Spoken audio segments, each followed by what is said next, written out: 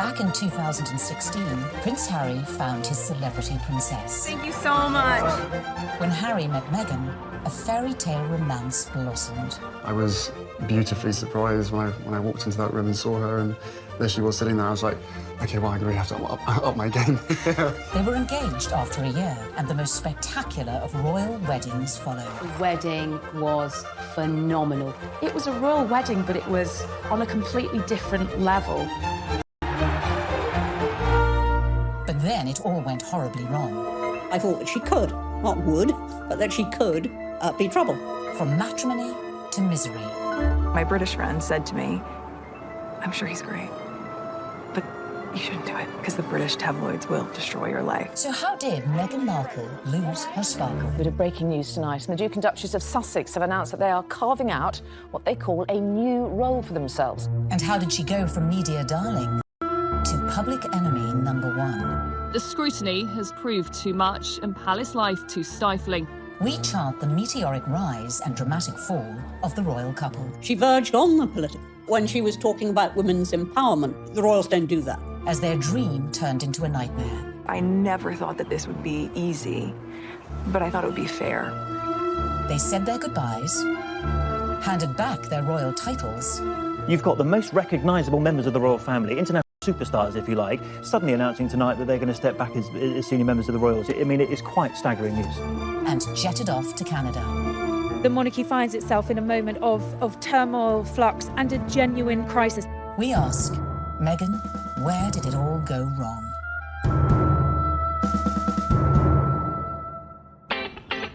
In her dating years, Meghan was said to be an avid reader of 90s book, The Rules, a self-help dating guide read by millions worldwide. But the rules ain't got nothing on the Meghan Markle handbook. Beginning, of course, with step 1, be born into showbiz.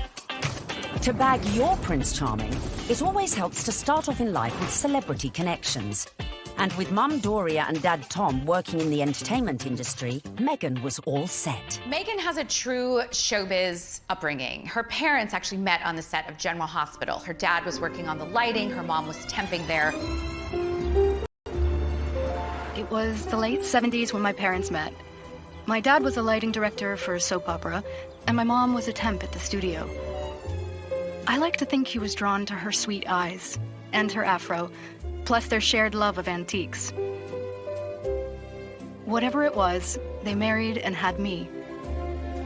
They moved into a house in the Valley in LA to enable...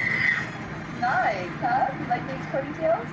Unsurprisingly, young Meghan. Back in 2016, Prince Harry found his celebrity princess. Thank you so much. When Harry met Meghan, a fairy tale romance blossomed. I was beautifully surprised when I walked into that room and saw her, and there she was sitting there. I was like, okay, well, I really have to up my game. They were engaged after a year, and the most spectacular of royal weddings followed. The wedding was phenomenal. It was a royal wedding, but it was on a completely different level. But then it all went horribly wrong. I thought that she could, not would, but that she could be trouble. From matrimony to misery. My British friend said to me, I'm sure he's great, but you shouldn't do it because the British tabloids will destroy your life. So how did Meghan Markle lose her sparkle? Bit of breaking news tonight. The Duke and Duchess of Sussex have announced that they are carving out what they call a new role for themselves. And how did she go from media darling to public enemy #1? The scrutiny has proved too much and palace life too stifling. We chart the meteoric rise and dramatic fall of the royal couple. She verged on the political when she was talking about women's empowerment. The royals don't do that. As their dream turned into a nightmare. I never thought that this would be easy, but I thought it would be fair. They said their goodbyes, handed back their royal titles. You've got the most recognisable members of the royal family, international superstars, if you like, suddenly announcing tonight that they're going to step back as senior members of the royals. I mean, it is quite staggering news. And jetted off to Canada. The monarchy finds itself in a moment of turmoil, flux, and a genuine crisis. We ask, Meghan, where did it all go wrong?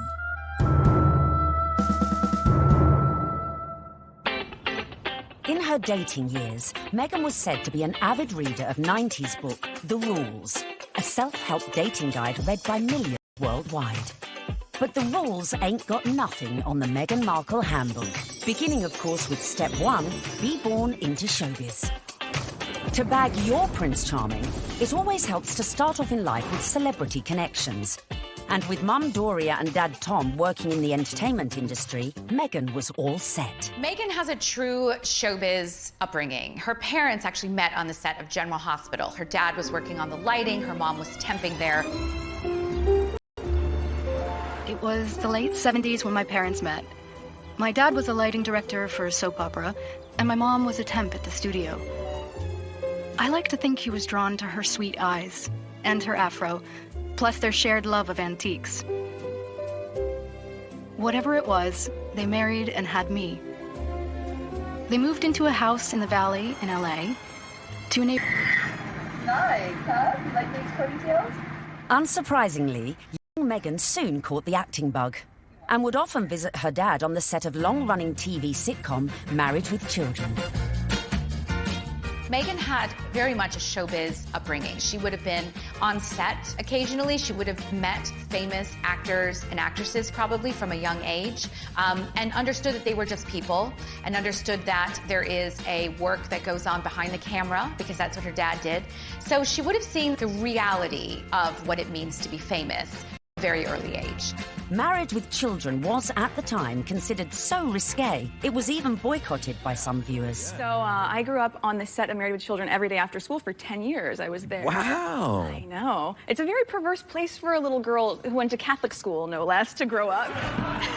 There were a lot of times my dad would say, Meg, why don't you go and help with the craft services room over there? This is just a little off color for your eyes. I wasn't allowed to watch it at home. I could watch the end credits, so I could give the screen a kiss when I saw my dad's name go by. I mean, they seemed very close as father-daughter, and I mean, she was a striking child. She was beautiful, and everyone would comment on how cute she was. But beyond that, and more important than that, was the fact she was just a very nice little girl and very respectful, and just really a sweet kid to be around. I think one of the things that Meghan possesses, which is so ideal for her current role, is a comfortableness, a level of ease in front of a camera. And part of that would have been because she was raised to see the other side of a camera. Like her future hubby, Meghan's parents divorced when she was little, and from age 6, she lived with her mother. But even if she didn't know it yet, with her immersion into the world of showbiz, little Meghan's journey to find her Prince Charming had already begun. As developing a social conscience from a very early age is step number 2. We all know royals love a good charity fundraiser and supporting important causes. So, to increase your chances of royal romance, get involved with a good cause from an early age. Although Meghan's parents were divorced, together they instilled in her a sense of social justice. My mom and dad came from little, so they made a choice to give a lot. Buying turkeys for homeless shelters at Thanksgiving, delivering meals to patients in hospice care, donating any spare change in their pockets to those asking for it. This is what I grew up seeing, so that is what I grew up being. A young adult woke up when I knew something was wrong. While still at school, unbeknownst to her, young Meghan was already learning one of the key attributes to being a princess: helping those less fortunate. She volunteered at a soup kitchen in one of the most impoverished areas of downtown LA. One day, after class, Meghan approached me and she said, "Tell me more about serving on Skid Row." I suggested that she visit the place where I had volunteered because I knew that she would be physically safe there. And she not only volunteered there a few times, but she continued to volunteer at the soup kitchen throughout her time at Immaculate, which was through her senior year. Meghan always took it a step further, not just distributing food, but learning people's names, learning their stories, because that's where I think her compassion comes from, her connection with people. I think it's very important to know that her heart is in everything she does. I got this letter from one of the students who was in her group. This student was very shy. She was very unsure of herself. She was kind of a bit of a loner. And Meghan wrote her the most wonderful, loving note, even though Meghan was not her close friend at all. So I just like to read it because this gives you a sense of this is the real Meghan. So it goes, "Dear Michelle, you are so strong and so wonderful. Your courage in strength in times of hardships is as admirable as your optimism and friendly nature. I am so lucky to have you in my group and to be able to lead you on this adventure.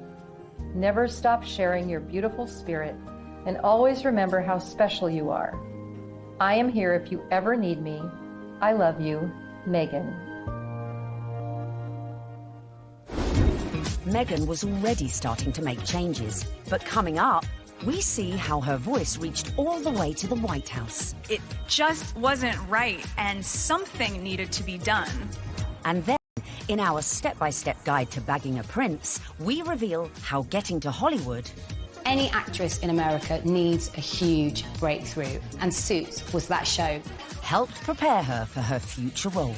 I think it well equips her for the intrusiveness that accompanies being a member of the royal family.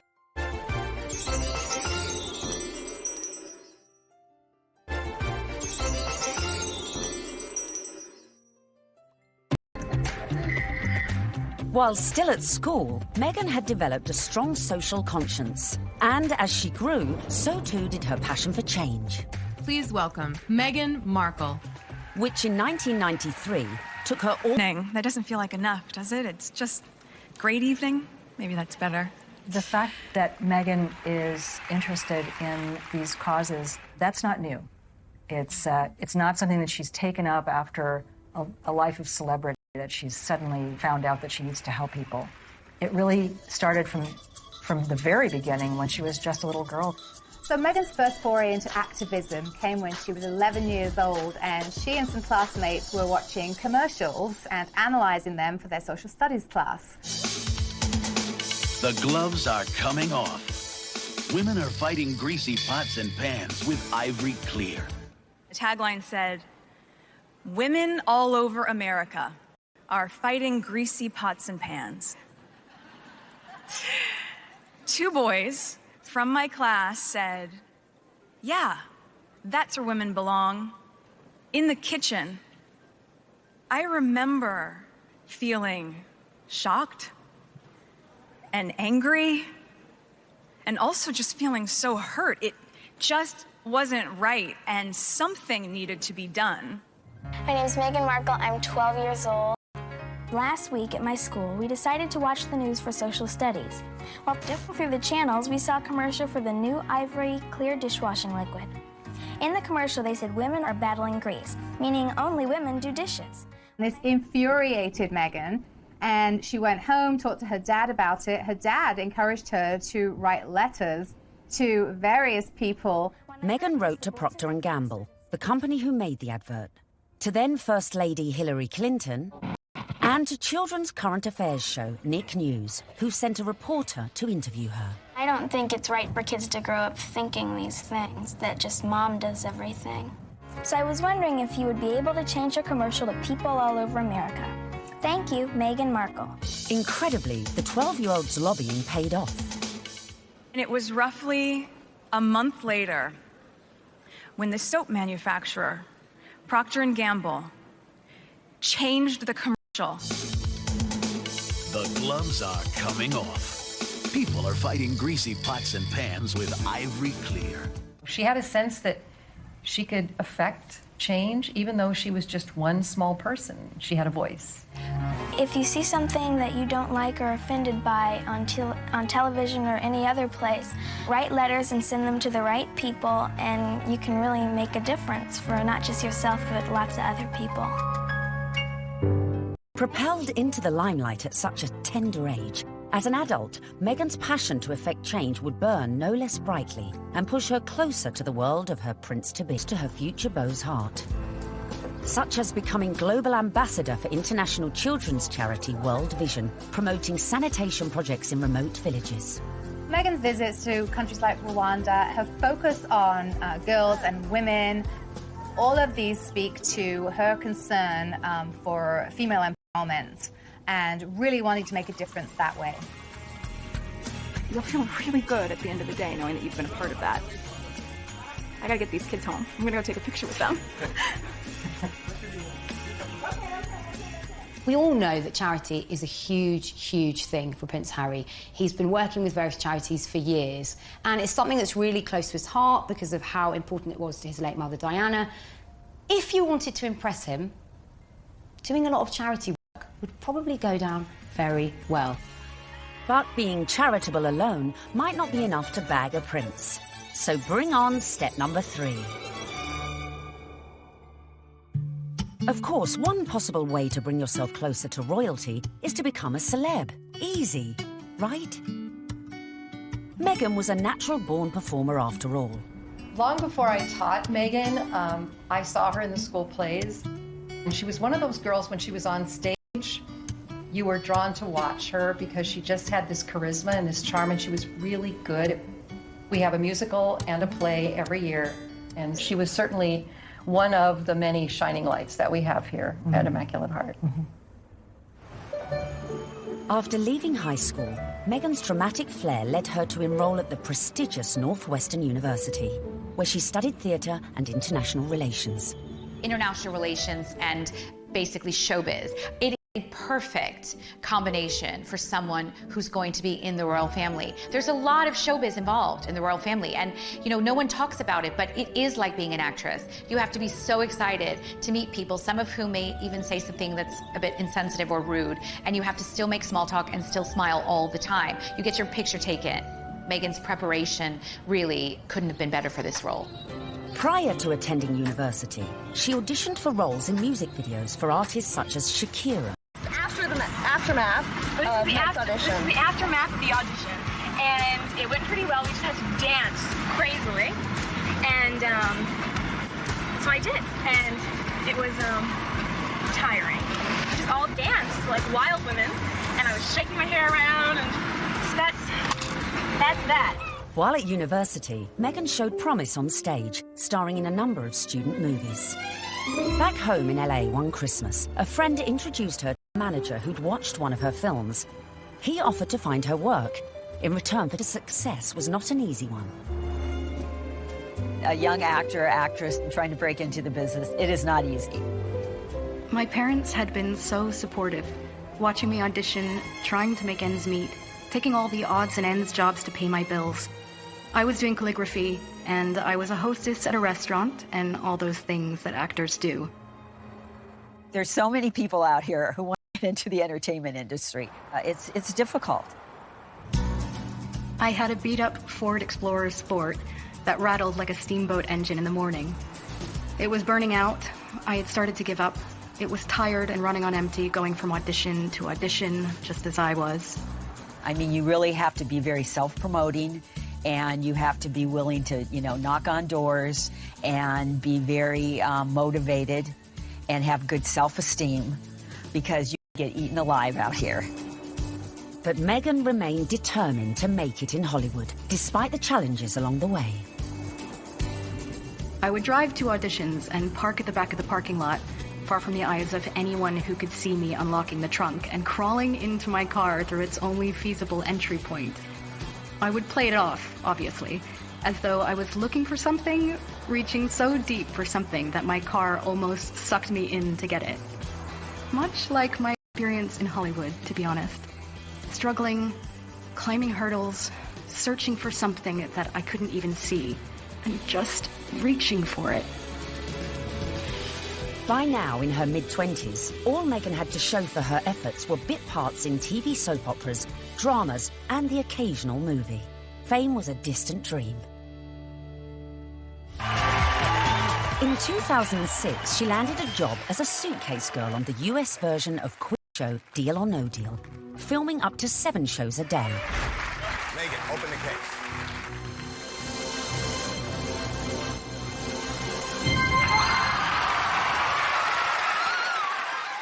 For somebody like Meghan, appearing as essentially an adornment on a game show would not be her ideal job. I'm sure she appreciated the paycheck, but she would have felt creatively unfulfilled. Just to be seen as a pair of legs or a pretty girl holding a briefcase full of cash, that's not what Meghan was after. But unfortunately, that is part of what leads to fame. You have to kind of pay your dues. You don't just start out on a show like Suits.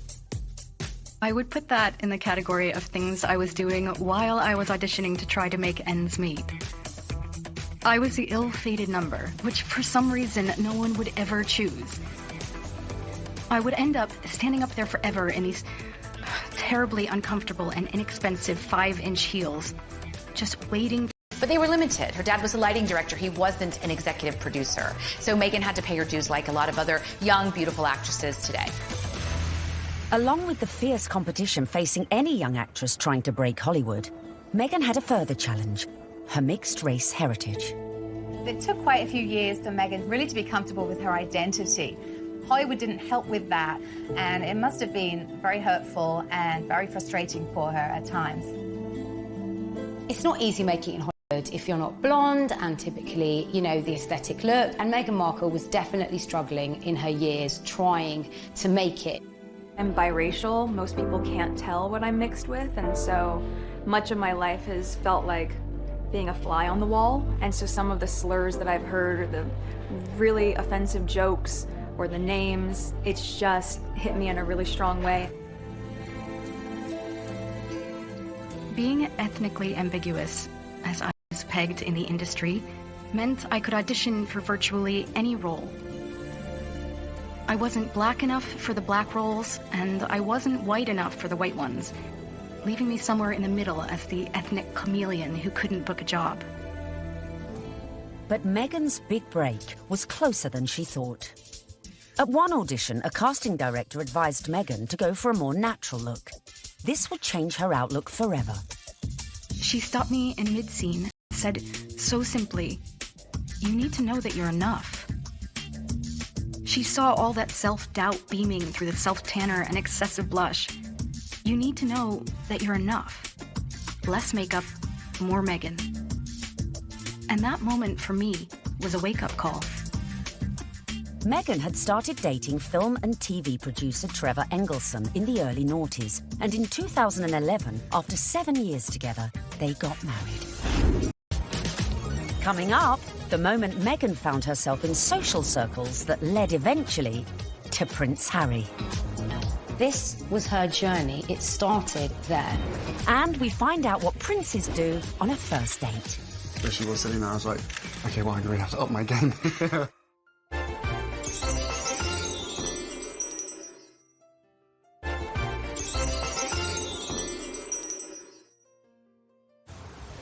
Bagging a major TV role isn't easy, but luckily for Meghan, her breakthrough was just around the corner.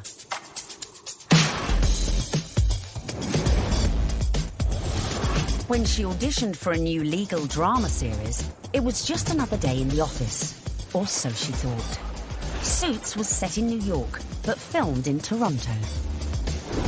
It was the 5th pilot I would have filmed. Would I have imagined that this show would not just change my career, but also change my life?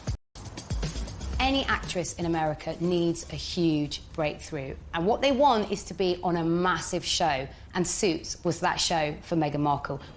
Meghan won the role of Rachel Zane, an ambitious young lawyer. Hi, I'm Rachel Zane. I'll be giving you your orientation.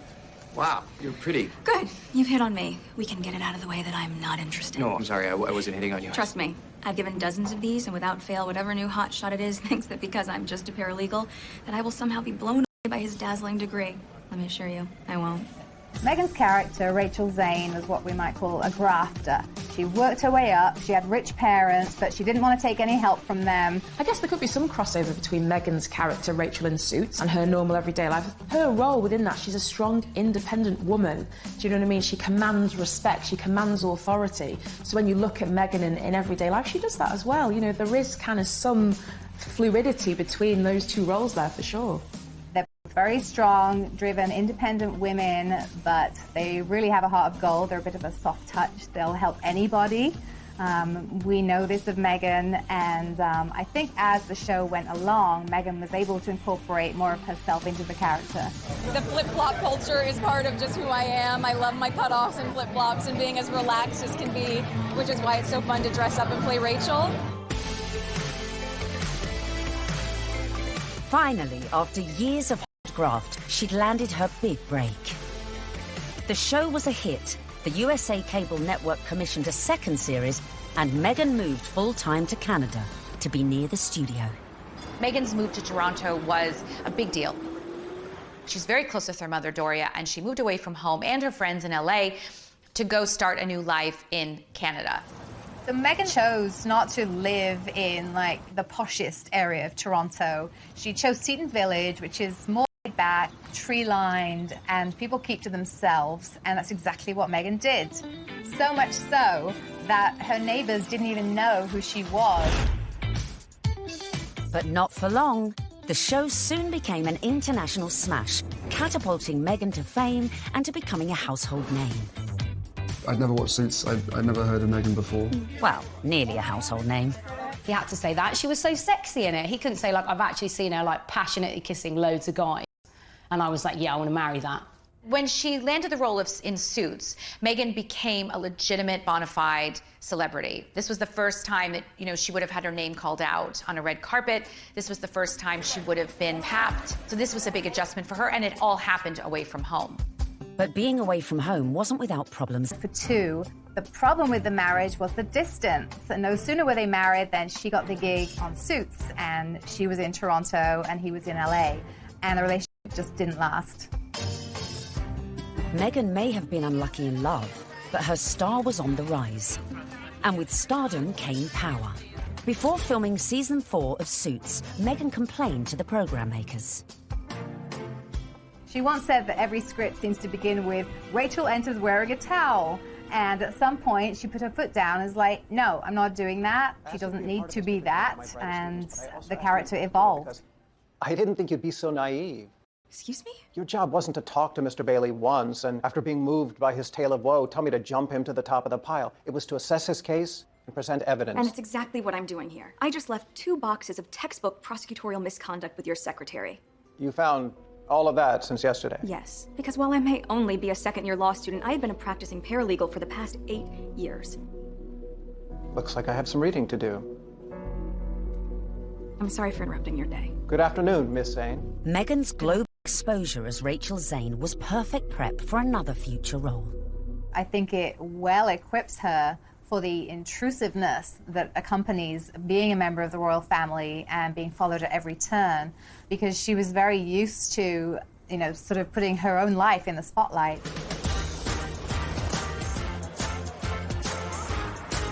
So, having been working hard on Suits and needing a well-earned break, Meghan decided to have a summer holiday in London.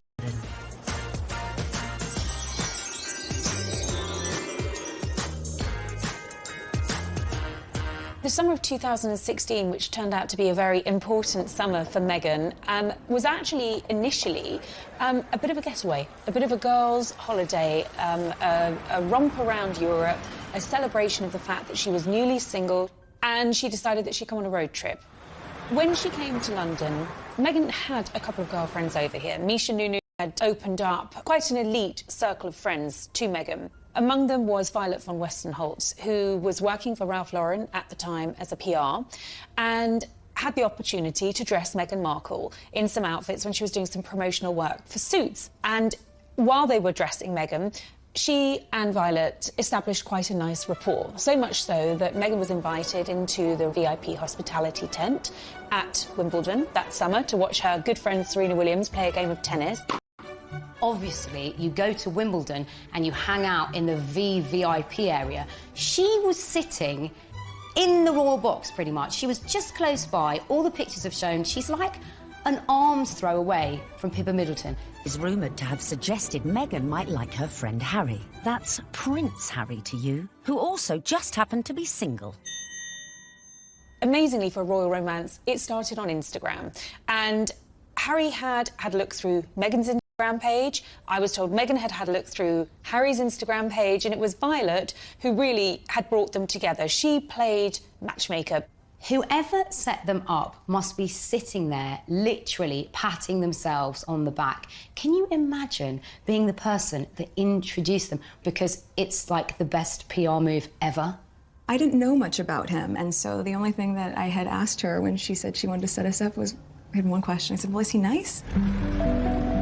Their first date is believed to be at Soho House in London. Meghan had strong ties to Soho House. She was a regular at the Toronto outpost and very good friends with Marcus Anderson, who is one of the directors of Soho House. Marcus Anderson cleared rooms and corridors so that they could meet completely in private without the risk of being spotted or photographed. I was beautifully surprised when I walked into that room and saw her, and there she was sitting there. I was like, okay, well, I really have to up my game. I had to sit down and make sure I got a good chat. They got to know each other over a bottle of rosé. They clicked, I was told, immediately over their joint passion for charity work, their love of philanthropic work, and there was an immediate spark. We met twice back-to-back, 2 dates in London last July. Yes. Then it was, I think, about 3, maybe 4 weeks later that I managed to persuade her to come and join me in Botswana. What happened next was the start of fairy tales, as the couple embarked on a whirlwind romance. Harry and Meghan, they were both astonished at how quickly their relationship developed and how deeply they felt for one another, almost from the get-go.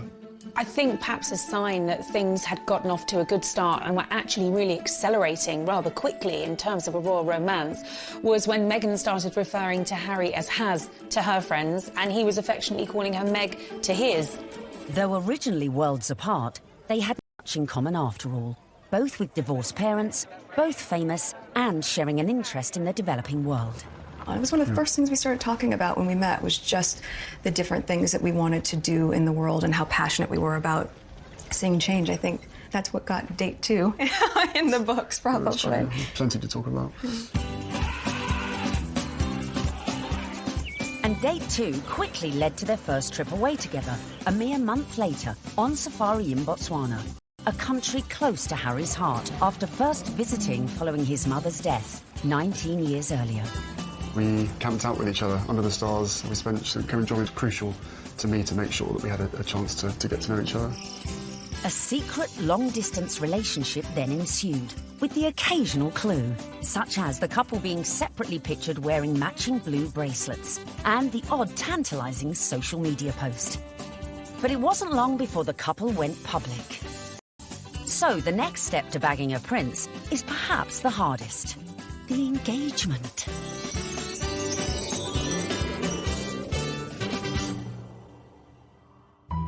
So, Has and Meg were love's young dream.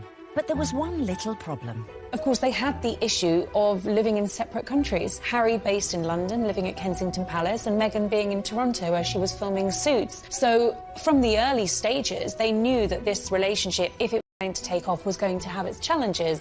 More often than not, it was Prince Harry jumping on a scheduled flight, incognito, in a baseball cap and a hoodie with just a single protection officer in tow, and taking a regular British Airways, usually, flight to Toronto. He was never seen, never spotted, and so they were able to conduct those early months of their relationship in clandestine and get away with it. They did have this pact to see each other. That's why the long-distance relationship worked. And the other agreement they had was that they would tell as few people as possible. For Meghan, that pretty much stopped at her parents and 2 of her best friends. For Harry, he confided in his father, his brother, and 2 of his best friends. And by doing that, they really kept it in a very tight inner circle. Astonishingly, the couple managed to keep things on the down low for 3 months, until late October, when the cat, or should that be corgi, was out of the bag, after an anonymous source leaked the story to the press. Well, I can't say much about how the story came about, apart from that the information that he was seeing Meghan came to light. And what was interesting in that circumstance, covering a story like that, is normally a name might be mentioned linked to Prince Harry and you wouldn't know who they were, and you'd have to try and research them, and you might not find very much online because they're a private individual. Of course, in Meghan's case, there was reams and reams of information about this American actress with illustrious history, not only of starring in shows like Suits, but also with this huge charitable side to her. fact that she had been involved with the UN and everything became apparent. So really you have a one-fact story like that and it breaks, and the rest of Fleet Street is then playing catch-up. And it was then after the story broke that you found descending on Meghan's house, chasing after anyone that ever knew her, chasing after family members. I think both of us were totally surprised by the reaction after the first 5-6 months that we had to ourselves. Now everyone knew about their relationship, but would everyone approve? Especially Harry's inner circle of trusted friends. But they also welcomed her, and by the March of 2017, Meghan was invited to his best friend's wedding. Harry flew Meghan out to Montego Bay for the wedding of old Etonian pal Tom Inskip. She was made to feel very at home, the friends were very welcoming, and she started to actually forge friendships with these people on her own. And that's really lovely that, you know, Prince Harry at the wedding of his pal, and his pals are saying, you guys could be next down the aisle. I mean, what's better than that? They could obviously see that this is genuine. This is a real thing. Well, one of the things I was told by someone at that wedding in Jamaica was that they'd never seen Prince Harry look so happy. And in fact, at the wedding reception, there were jokes of, you two will be next. And actually, those were accurate predictions, because they were. Coming up, the royal to-be's first public appearance.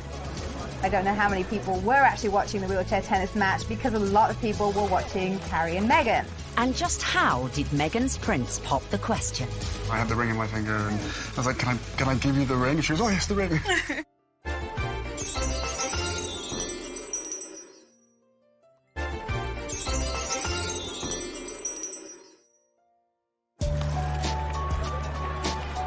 In September 2017, Meghan and Harry made their first public appearance together at the 3rd Invictus Games in Toronto. Has and Meg's speculation was at fever pitch. It was the public outing that every dedicated royal watcher has been waiting for. Just 24 hours later, the couple abandoned any effort to keep their feelings for each other private.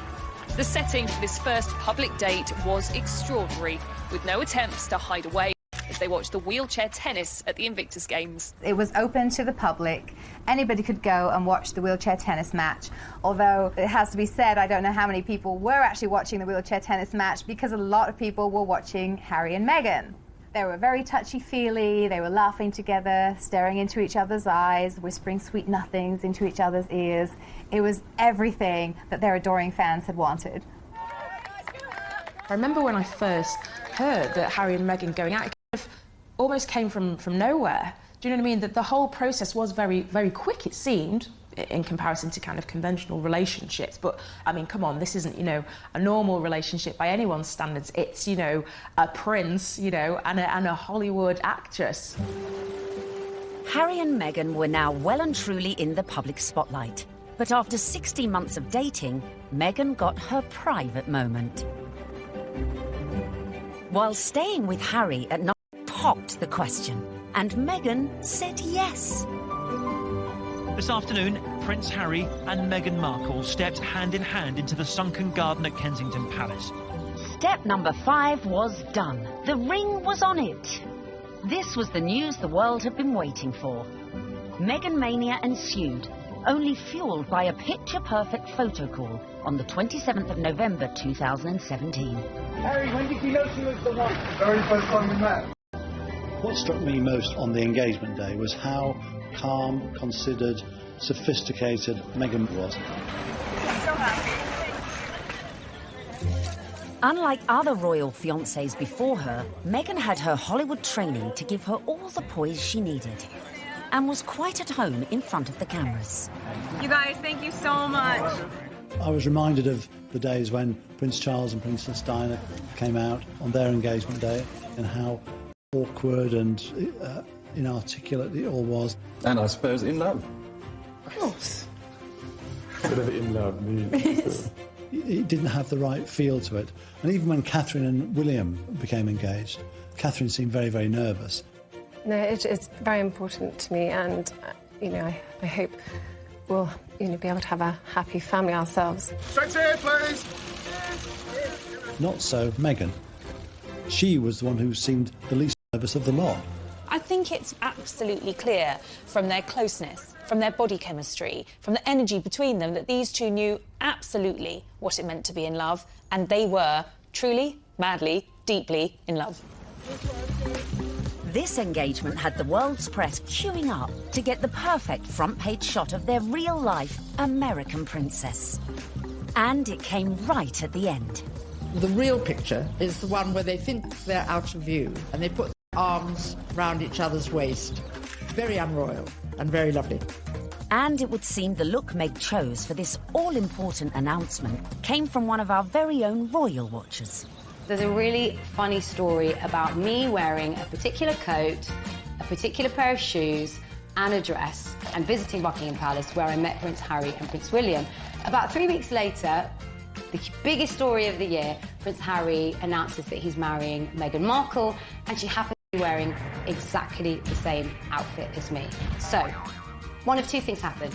Either Prince Harry saw what I was wearing and thought, I definitely want my bride-to-be to look just as good as this girl, or Meghan Markle was somewhere on the grounds and really rated my outfit. Then came the pitch-perfect press call, where an uber-relaxed Meghan... is the fact that she is a product of Hollywood, product of television, product of entertainment. And therefore, there's a sort of ease in communication, and there is an inbuilt knowledge of what the media are trying to get at. It was definitely a setup. It was a blind date.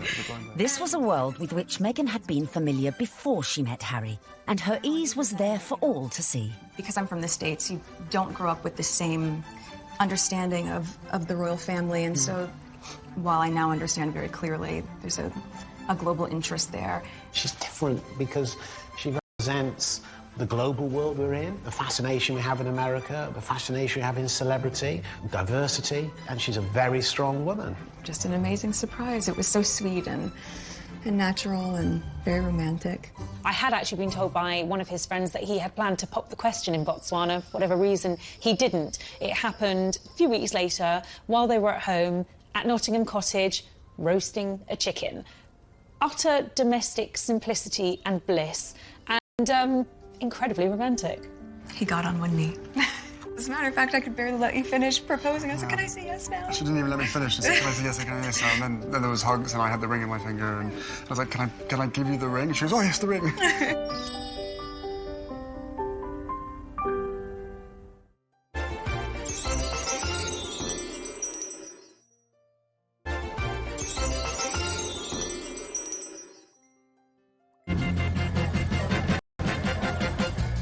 Meghan and Harry were united in their passion for change. And in the months following their engagement, Meghan had thrown herself into charity, winning the hearts of the British public. It was clear from day one that she was like a duck to water. She is absolutely natural at this, very engaging, very warm, lots of eye contact. Harry was showing off his new fiancée far and wide, and she charmed everyone from all walks of life, including those who walked on four legs. She even wore a matching coat for the occasion. You can see the American effect of Meghan Markle in every single photo call and every single walkabout. When Meghan goes on walkies with Harry, she's hugging people. In Nottingham, the couple visited charities that were close to Harry's mother's heart. You could see the pride in Prince Harry. I mean, it was a joy to watch. While back in London, a visit to Brixton brought Meghan even closer to the community. Believe it or not, everyone is listening, and I'm in the same room as the royal couple right now. They actually shook my hand. I didn't expect that. I thought, you know, it would just be a distance. They were pretty cool. It was a real nice, good, feel-good factor. They should come more often. They really should. Our Meg. But would this be the case with the in-laws? The next step in Meghan's journey would be getting to know the firm. And the hotly debated topic of her background was never far from the fore. You be Harry, and I'm gonna be the, Queen Elizabeth, since I got this on, right? And you telling me about your girlfriend, okay? Hello! Grandmother, I met this beautiful woman, and she just happens to be mixed race. Step 6 in our guide to bagging a prince is charming the in-laws. One of the things I found really amazing when I was charting this story was just how warmly welcomed Meghan had been into the royal fold right from the early stages. The early meetings with William and Kate and Charles and Camilla, they were very welcoming.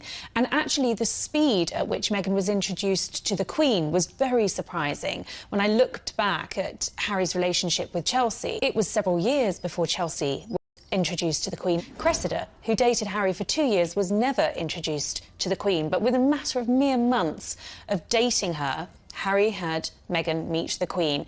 She's an incredible woman. And the corgis took to you straight away. That's true. In fact, Queenie was so impressed that mere weeks after the couple's engagement, she took the unprecedented move of inviting Meghan to spend Christmas in Norfolk at Sandringham, giving Meg the opportunity for a serious charm offensive. It was a tremendous break with convention that the Queen invited Meghan, who was, after all, just a fiancée, to Sandringham, because normally it's just the wives and the husbands of members of the royal family who are allowed there. I was told that the Queen's feeling was this.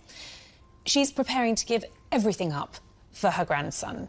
Her career, her identity, her nationality, her home in Toronto, everything to be with Harry. And the Queen's feeling was the very least we can do is to make her feel welcome at Christmas. It does show that the Queen is walking in step with the change of the guard at Buckingham Palace. This would have been a far different Christmas to the one Meghan spent in LA the previous year, with the historic 20,000-acre estate playing host to all sorts of little family quirks that would prove a challenge to any outsider. Well, Meghan would have had to get her head around quite a few royal family traditions. They open their presents on Christmas Eve. The presents that they exchange aren't what you'd really expect for members of the royal family. They tend to share really jokey presents with one another. In America, you know, things will come beautifully wrapped and be quite extravagant. And this is the other end, just cakes in, or an unusual thing to keep your corgis in. Meghan would have to embrace all these funny little customs, and clearly she did. After spending the night in her unfamiliar surroundings, the bride-in-training faced her public in that most royal of festive traditions. The post-service walkabout at St Mary Magdalene Church. Well, the Sandringham church photo is the timeline through history. You have a snapshot every year of those people closest to the throne. Now, often you're looking at a picture of a child who was barely able to walk, perhaps a year ago, and suddenly they come out of the church. That image will change. In a few years' time, you'll have those couples and their children will be going to church. In a few more years' time, and you may not have the older generation. This year, of course, was Meghan's year. The presence of the royal fiancé drew crowds that were even bigger than usual. The world's media was also out in force, but it was a member of the public who would snap the photo that cemented just how much Meghan was in with the younger royal crowd. Unfortunately for photographers on the ground, they just didn't quite seem to get a clear shot, and in the end it came down to a member of the public, a lady called Karen Anvil. It was like a Mexican wave of cheers, so you knew they were coming. The photographers at the other end, and they just happened to look over. And I took one photo, that's the thing. I took one photo and it was, yeah, the right one. When we saw that shot, it was an absolute no-brainer that it was going to be our cover shot, because it was the only one that had captured that moment, the four of them together. And, you know, it symbolised quite a lot in terms of the royal family and where they're going in future. So, yeah, I mean, we were delighted to use it on the cover. And just like that, the Fab Four were born. Clearly, Meghan was well and truly fitting into the royal club. Just like the Queen, it seems the rest of the family were equally charmed by Harry's beau from across the pond. Another tick for Meghan. William was longing to meet her, and so was Catherine. And Catherine's been absolutely wonderful, amazing, as is William as well. Fantastic support. And then my father as well. We had a handful of teas and meetings, and my grandparents as well have been wonderful throughout this whole process. She found herself a true fan in the Duke of Edinburgh, and he was apparently hugely impressed with how well read Meghan was. Meghan was now in with the in-laws. But coming up, events were to turn increasingly tricky, dealing with critics from near be trouble. and far. I think the very fact that Samantha wanted to do a book called The Diary of Princess Pushy's Sister implies that maybe she was not over fond of her younger half-sister.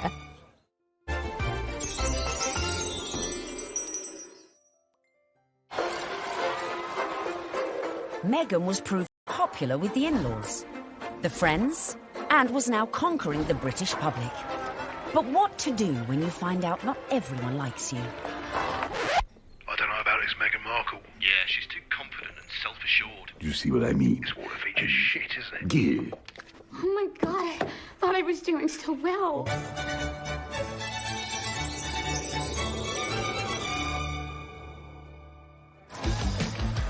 When the news that Prince Harry was dating an American actress first came out, I think that the reaction amongst the British public especially was equal parts excited and disapproving, because she's not British. From the very moment Harry and Meghan's relationship had broken in 2016, much of the press inevitably had gone raking through Meghan's past. They made it sound as though she had grown up in, like, the slums of LA, like, riddled with, like, gangsters and drugs. With some reports focusing on the breakup of her parents' marriage and relationship with her half-siblings. Time is 7 minutes Harry past. didn't help matters when he went on to guest edit BBC Radio 4's Today programme. It started well. Morning. Very good to see you. He got some of his mates on the show, like this guy. Okay. Do I need a British accent? But if you start using long pauses between the answers, you're probably going to get the face. Let me see the face. Oh, okay. But during the course of the programme, Harry answered one question about Meghan. It was your future wife's first Christmas with the in-laws. How was it? She really enjoyed it. The family loved having her there, and it's the family that I suppose she's never had. It's the family that I suppose she's never had. But Harry's comments did not go down well with one member of his future wife's family. Meghan's half-sister Samantha was very cross with what Harry said on the Today programme about the family not being close or a normal family. Samantha tweeted that was really not the case, and she defended their family as a normal family, a close family, a loving family, and didn't understand what Harry was talking about. And that wasn't the last we'd hear of Samantha, who went on to threaten publication of a tell-all book called Diary of Princess Pushy's Sister. I think the very fact that Samantha wanted to do a book called The Diary of Princess Pushy's Sister implies that maybe she was not over fond of her younger half-sister and maybe is a little conflicted about Meghan's success. There's no bigger media vulture with this wedding than you, is there, Miss Markle? I mean, how you have the gall to come on here and talk about media? You've been trashing it for 2 years, you little vulture. I've made it clear in several interviews that you can't judge a book by its cover, and similarly, you can't judge a book by its title. Samantha also criticised Meghan's charity work. If you are interested in helping those less fortunate than yourself, it really should begin at home. Could all this bad publicity derail the wedding? And just how should Meghan respond to this particularly barbed attack? The temptation must have been huge for Meghan to have responded to the critics, who were, of course, her family members. She kept a dignified silence. I mean, you've got to feel for Meghan. What would you do if your family were being an absolute nightmare? It is seriously embarrassing. So she does what any of us would do. Hashtag ignore, ignore, ignore.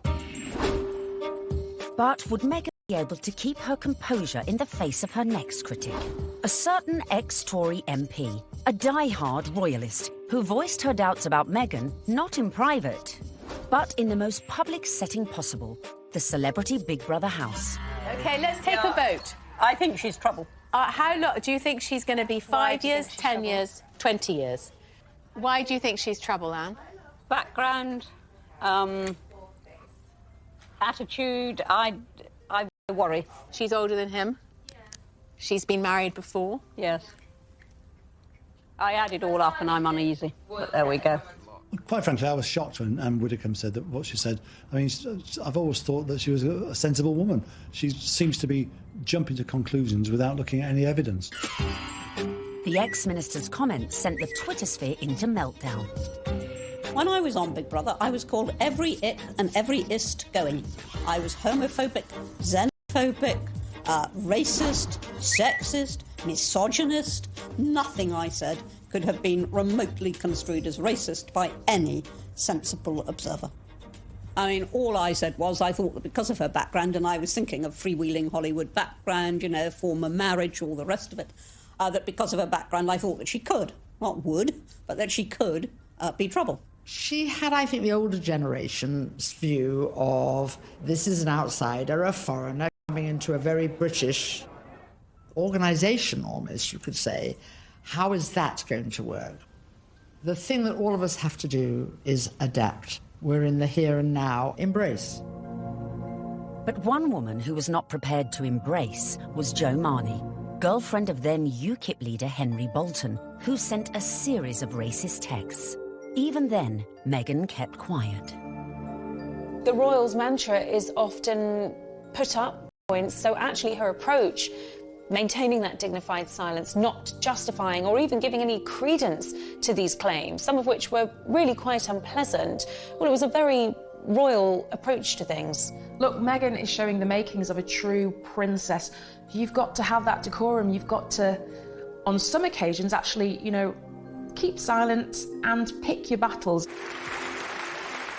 Even more flack came Meghan's way when she took to the stage with her potential prince, his brother and Kate at the Royal Foundation in February 2018. People say, well, you're helping women find their voices. And I fundamentally disagree with that because women don't need to find a voice. They have a voice. They need to feel empowered to use it. And people need to be encouraged to listen.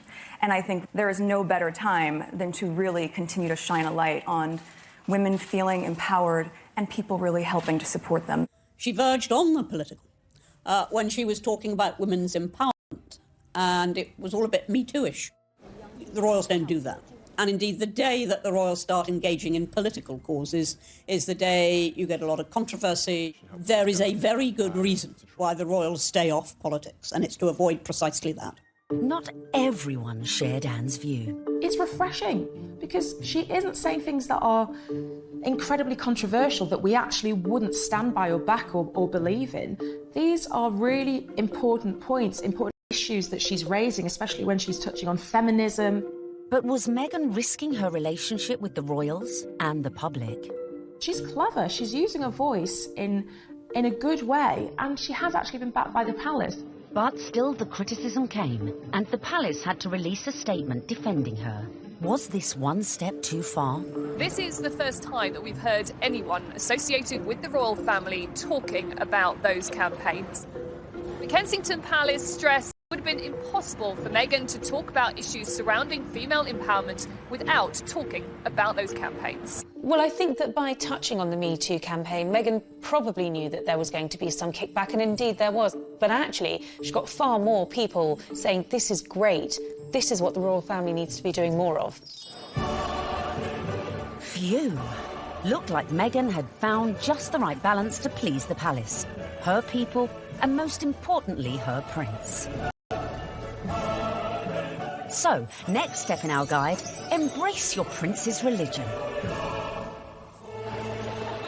She signed up to the Church of England, of which the Queen is supreme governor. And exactly 100 days after her engagement announcement, Meghan was baptised in the chapel of St James's Palace by the Archbishop of Canterbury.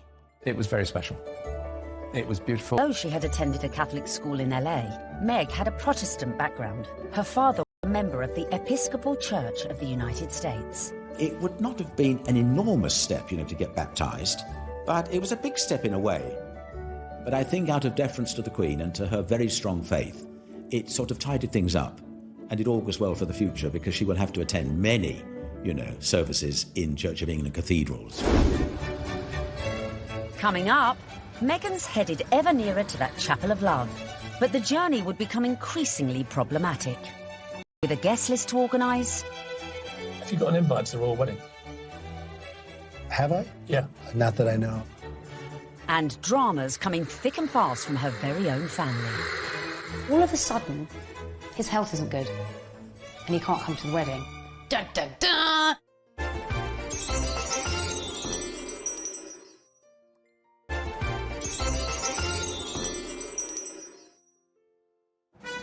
Welcome back, where we find Meghan almost at the final furlong of her romantic journey. But managing your wedding carefully was not to prove so easy for our Meg. First hurdle, the date. The wedding of Prince Harry to Meghan Markle. The date, the 19th of May 2018. Recent royal weddings had all been held on weekdays, but not this one. I think that they thought, we want people to enjoy this, so why not do it on a Saturday? And if you think about most weddings that you and I go to, they're at the weekend. So why wouldn't you follow suit? But there was one reason to avoid that Saturday. It had already been announced as the date of the FA Cup final. As president of the Football Association, Harry's brother Prince William was expected to take his usual place in the royal box at Wembley. And millions more were looking forward to watching the game on TV. I think my wife would probably want to see the royal wedding. So what I'll probably do, I'll probably leave her on her own, maybe some of her friends. I'll go somewhere else where like-minded people want to watch the FA Cup final. I would so prefer to watch a royal wedding, not interested in football. Harry and Meghan solved the problem for TV viewers. They announced that their ceremony would begin at noon, several hours earlier than kick-off time. But Wills decided to avoid the fixture clash altogether, scrapping his Wembley appointment to concentrate fully on his little brother's wedding. Next hurdle, the tricky protocol of who to invite to a royal wedding. Have you got an invite to the royal wedding? Have I? Yeah. Not that I know. Would you like to go? I want them to be happy. I really want them to be happy. They look like a lovely couple. Meghan Markle did say you were a divisive misogynist. Well, I still hope they're happy. It was a source of quite a lot of amusement, him. So Donald Trump is mad because Prince Harry didn't invite him to the wedding, to the royal wedding over there in England. I don't even know why. I don't know why you mad. You shouldn't even be surprised, Donald. Don't nobody like you. The apparent decision to snub the US president may have been a source of jokes for comedians. But according to some sections of the media, it was also a potential embarrassment for the Queen. Could this dash all Meghan's good work? Especially in light of reports that the couple had invited Trump's predecessor, Barack Obama, a friend to them both. But as Harry and Meghan's wedding was a non-state event, that meant the couple could pretty much invite whoever they wanted. This is not a state occasion, this wedding. He can invite his friends and Meghan's friends. He doesn't have to invite Trump. It's as simple as that. So the date was set, the invites were out, the corgis were brushed, and all was looking rosy for the big day, and for Meghan to finally become Mrs. Prince Harry. Until... That week lead up to the wedding was like watching an episode of EastEnders. It was an extraordinary week, completely overshadowed by the debacle over Mr. Markle.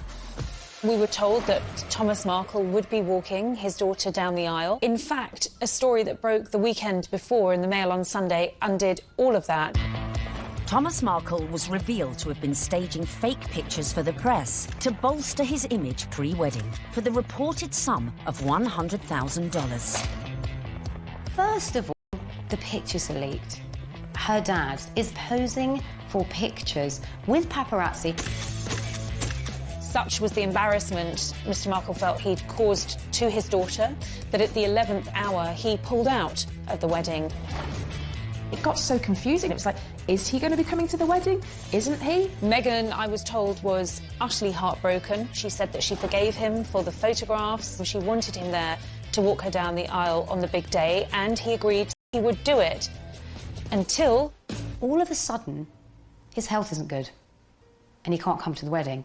Dun, dun, dun! Thomas Markle said he felt that the heart attack had probably been brought about by his son writing an open letter in one of the tabloids, basically telling Harry that it wasn't too late to get out of this wedding and that his sister was nothing but trouble. The whole of the country was talking about this. What is going to happen? And then finally, we had a statement.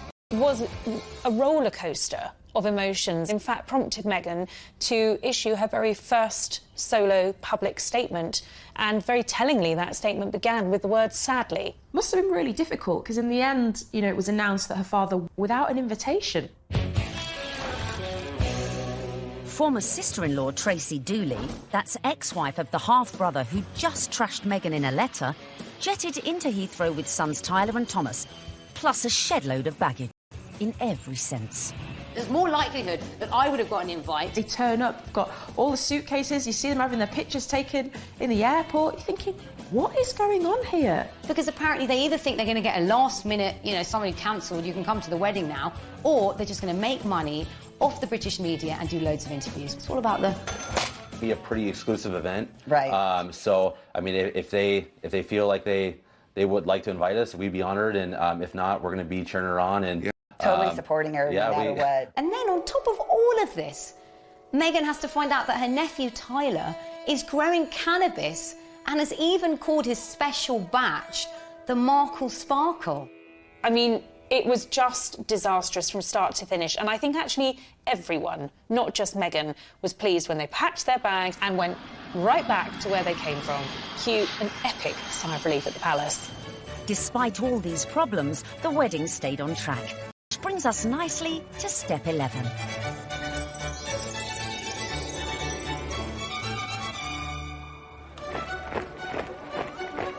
Finally, on the 19th of May 2018, less than 2 years after Harry and Meghan's very first date in Soho House, the day we'd all been waiting for, the world tuned in for the fairy tale wedding of the century. Let's face it, if you're marrying a prince, you may as well pull out all the stops. Meghan and Harry really did have the ultimate fairy tale wedding. They didn't choose St. Paul's Cathedral, where, of course, we saw Charles and Diana wed. They didn't choose Westminster Abbey, like William and Kate. They chose Windsor, which is a lot smaller and feels a lot more private.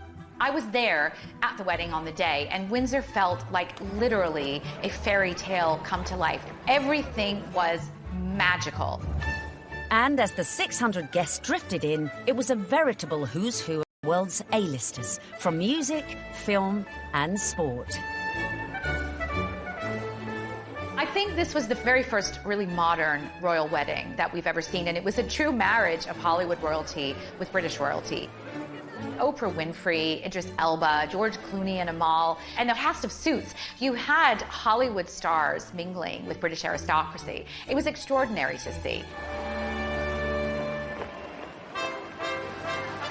By the time HRH arrived, the atmosphere at Windsor was electric, with 200 representatives from the Prince's charities among the 2,640 cheering onward boys, included Princess Charlotte and Prince George, plus the children of some of her closest friends.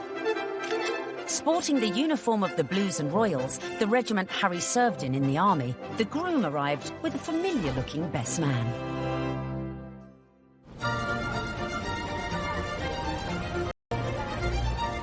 Right on cue, Meghan arrived with Mum Doria in the Queen's Rolls-Royce Phantom 4.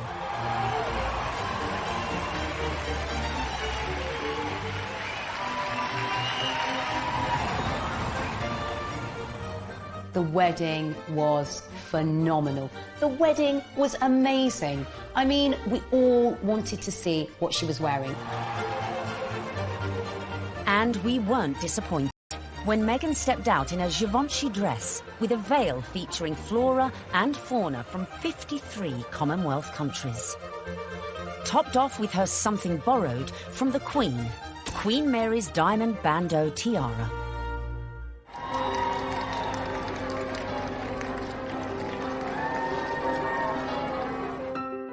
But with an absent father, who would walk Meghan down the aisle? Prince Charles rises to the occasion. Prince Charles walks her down the aisle.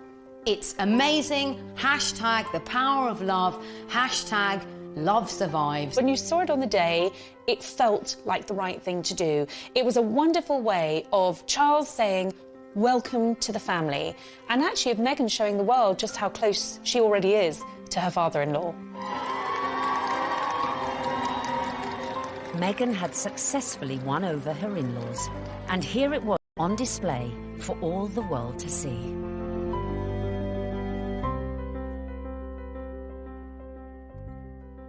It was lovely. It was really lovely. It felt positive, and yeah, you couldn't help but smile watching it. When the night has come. So, not only had Meghan married a prince, but she had ensured that their wedding would be one that the British public would never forget. And neither would the 60 million who tuned in from around the globe. No, I won't be afraid. It wasn't your typical royal wedding. We had been told by courtiers to expect some surprises, but I don't think anyone expected quite what we saw. Listening to that incredible gospel choir, which was a beautiful touch and a wonderful nod to Meghan's dual heritage. Stand by me. Stand by me. Inside, you've got the gospel choir, you know, raising the roof with the music. You've got the reverend. Was one of the stars, one of the unexpected stars of the day. I don't think anyone was expecting his sermon. I certainly don't think the royal family were expecting his sermon, because the look of surprise, and I might say bemusement and bewilderment on some of their faces seemed to suggest that they were quite taken aback. We must discover the power of love, the redemptive power of love. And when we do that, we will make of this old world a new world. He started speaking. He just had everybody on the edge of their seats, whether you were there or you were watching it on the television. The room felt alive. I don't think St George's Chapel has ever heard such an effusive address, or heard Martin Luther King quoted in that way. There's power in love. Don't underestimate it.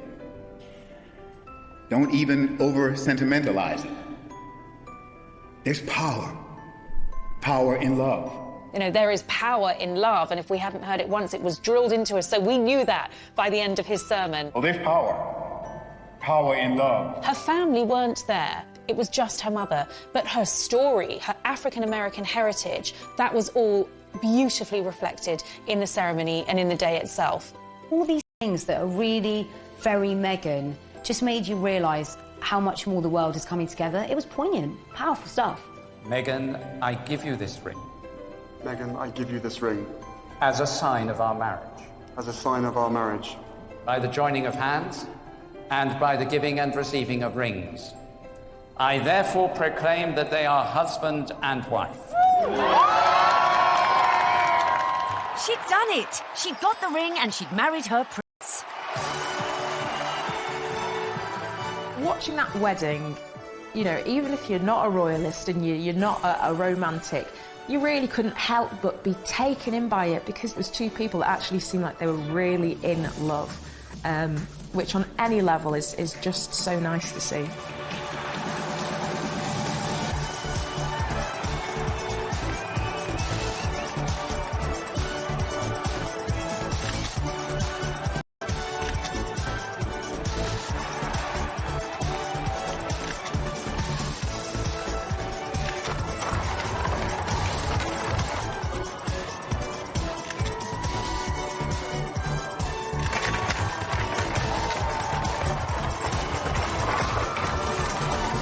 But the party was only just getting started.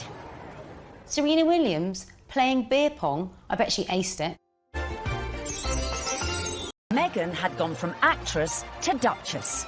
And our penultimate tip, really for those who've gone and bagged their prince, is celebrate with the best ever party. Immediately after the wedding, the couple had all 600 guests back to St George's Hall for a wedding breakfast, which was hosted by Her Majesty the Queen. But the real golden ticket to that event was the private evening party, which was hosted at Frogmore that evening by Prince Charles.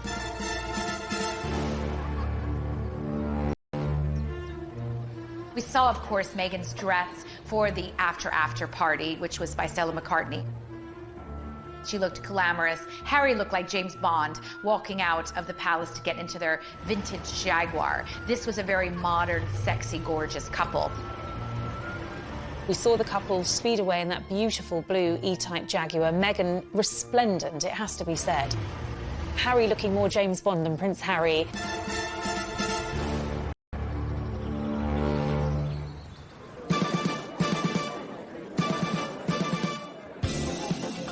Anyone who was anyone was there, sipping on their When Harry Met Meghan ginger and rum cocktails. George and Amal, Serena Williams, James Corden and Idris Elba, who turned DJ for the night and span a few tunes. I was put forward to DJ. I really wanted to DJ. I would have done the best wedding set in the world. It must have been incredible. Everyone's probably a bit more relaxed, you know, a bit more loose, getting on the cocktails, having a chill. Everyone just wanted to know the juicy details of this VVIP party. Were these huge Hollywood stars and celebrities doing the same kind of things we do when we've been drinking since about midday? Yes, they were. There's some wonderful tales of Serena Williams beating everyone hands down at beer pong, a drinking game that apparently Meghan and Harry loved. Serena Williams playing beer pong? I bet she aced it. Serena has since denied she played this game. Shame. But who knows? Maybe when they throw their next party. George Clooney serving up cocktails and whisking Meghan and Kate around the dance floor. A dance-off instigated by James Corden between Princes William, Charles and Harry. Which we like to imagine looked like this. Come on, well, it's my reception. Could bust a few. Yeah, there you go. Yeah, there you go. Okay. Yeah, come on. You like that, brother? Yeah, twerk it, Wheels. Twerk it, Wheels. There you go. No, yeah. Oh, no, Grandon just saw that. Bollocks. All right. Having an absolute laugh. I mean, was the Queen there? What was she doing? Was she watching it? Was she getting involved? Go for it. Let's have a laugh. Let's enjoy this. I think it was just a fantastic night where the couple were able to really do things their way, from serving dirty burgers at midnight out of posh burger stalls in the grounds of Frogmore to handing out monogrammed slippers so that their guests in those 6-inch Louboutins or whatever they were wearing could actually rest their weary feet come the end of the night. And if you want to ensure you throw the best party ever, be like Meghan and make sure your guests leave their phones at the door so you can let your hair down without any sneaky snappers. You don't want a repeat of the dramas of a previous royal wedding.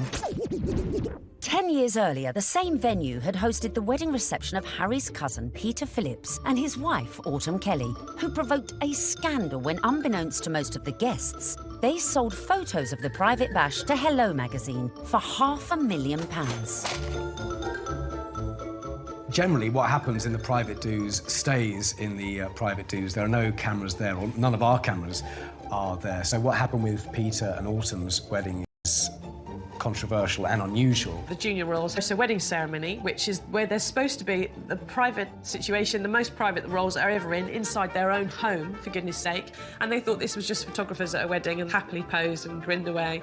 And then we're quite amazed in a couple of weeks afterwards to see 59 pages of a Hello supplement dedicated entirely to things that they thought were private family shots. I think it went down like a lead balloon with many members of the royal family.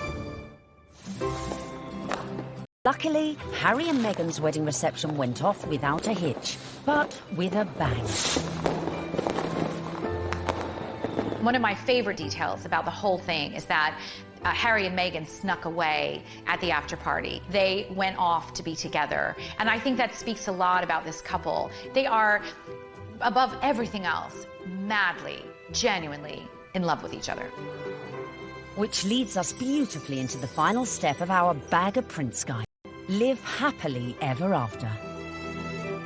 What will we see next? I think we will see them both just dive into work. I think there's a feeling about the two of them that they don't want to hang around. They want to get involved with their charities. She seems to be a woman with a mission, and I don't think it'll be long before we hear exactly where she's going to focus her energy.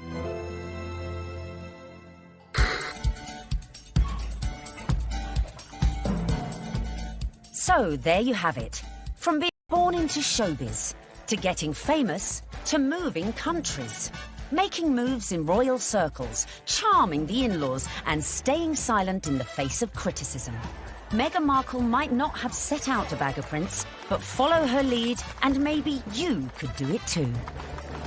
It was the ultimate her journey from the leafy suburbs of LA to Toronto to Kensington Palace to St George's Chapel has been a monumental, epic and frankly incredible story. It's so nice to meet you. She's a modern woman. This is how we all live, you know, from mixed race families, you know, interracial marriages, coming from different countries. That is what society is about now.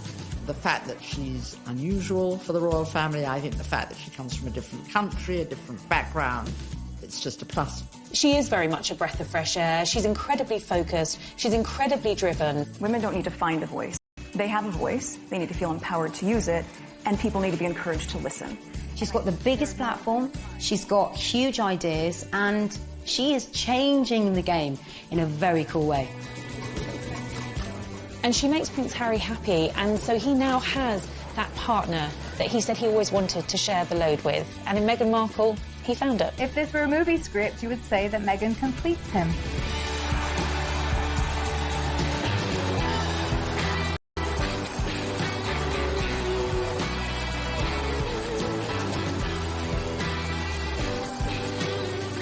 It's an incredible rags to riches story. It's amazing. I'm so jealous.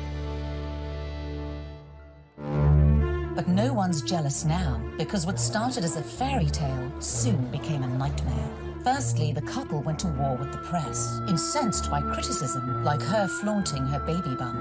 And then they launched a legal battle against the Mail on Sunday, after they published a handwritten letter Meghan had sent to her estranged father. When I first met my now husband, my friends were really happy because I was so happy, but my British friends said to me, I'm sure he's great, but you shouldn't do it because the British tabloids will destroy your life.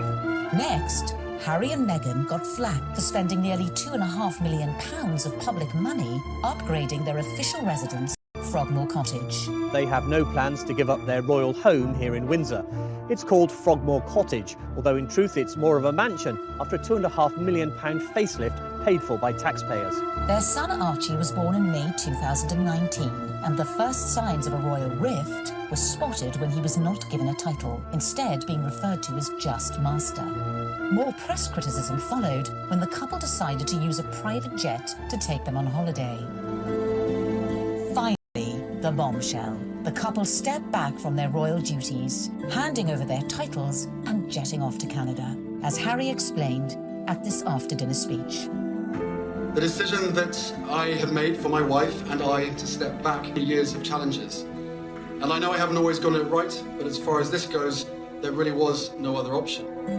You've got the most recognisable members of the royal family, international superstars, if you like, suddenly announcing tonight that they're going to step back as senior members of the royals. I mean, it is quite staggering news. Harry and Meghan have gone from the wedding of the decade to leaving the UK and the royal family behind in just under 2 years, with Meghan making her very last public appearance here at the Commonwealth Day service.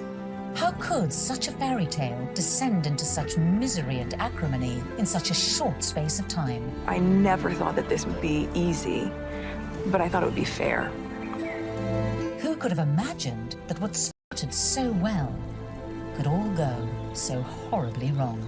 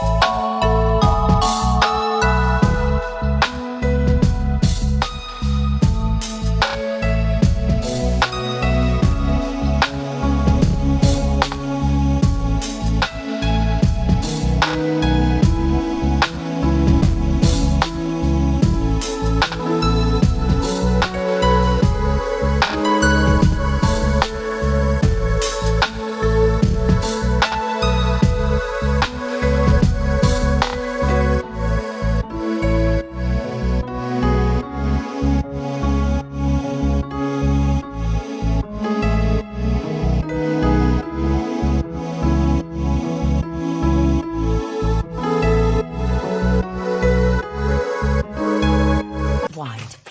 But the rules ain't got nothing on the Meghan Markle handbook. Beginning, of course, with step 1, be born into showbiz. To bag your Prince Charming, it always helps to start off in life with celebrity connections.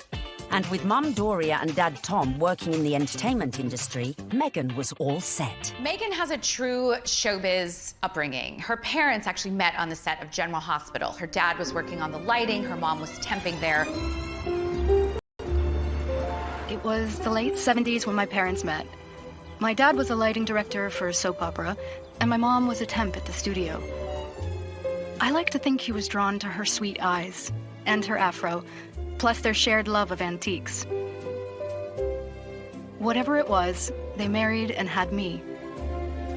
They moved into a house in the Valley in LA to enable... Nice, huh? You like these ponytails? Unsurprisingly,